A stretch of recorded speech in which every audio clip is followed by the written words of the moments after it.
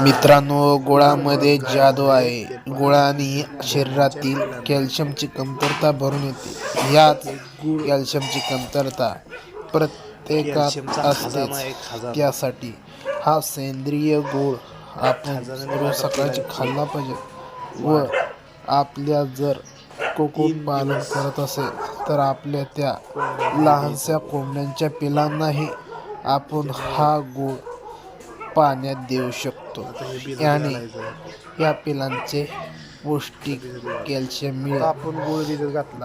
तर सर्वप्रथम आपण पाणी घेतलं, त्या पाण्यामध्ये 4-5 गुळाचे चिरून टाकला थोडा, आणि तो गुळ चिरून त्याला आपण ह्या पाण्यात बारीक करूया.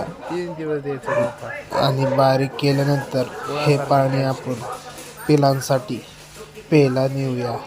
अजून थोडे पाणी भरून आणि हे पिलांसाठी पाणी नेऊन ठेव, कारण पिलांच्या पायातील कॅल्शियमची क्षमता वाढते. हे पाणी सलग आपल्याला 3 दिवस द्यायचं आहे. याने आपल्या कोंबड्यांच्या पायात कॅल्शियम भरून येईल किंवा पक्ष्या टवटवी दिसेल. बघा, हे आपल्या कोंबडीची पिल्ले आहेत.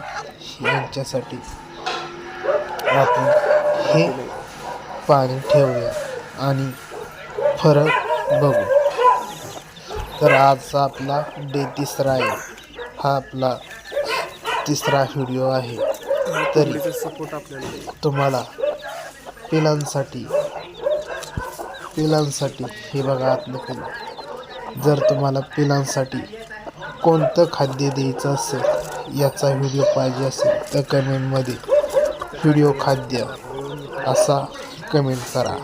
त्यामुळे मी तुम्हाला लगेच माहिती देईन. ही चटई आम्ही संध्याकाळची टाकतो, कारण ह्या साईडने वारं त्या साईडने वारं येऊ नये यासाठी ही चटई टाकतो.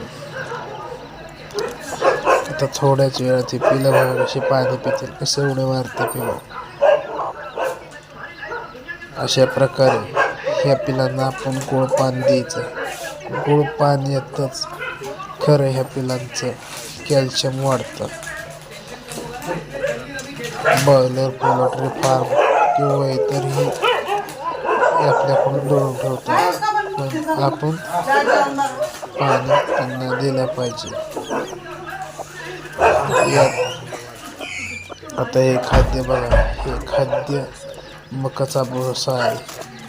गिरणी बारीक केलेला. ह्या भुसा 100% पिलं खातात. हेच खाद्य कसं बनवायचं मला कमेंटमध्ये खाद्य व्हिडिओ असं कमेंट करा.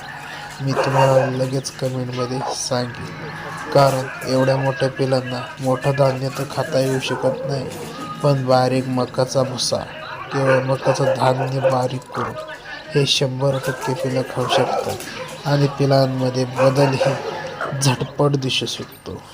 हाच बदल जर आपल्या पिलांमध्ये पाहायचा असेल तर मी तुम्हाला संपूर्ण माहिती देईन.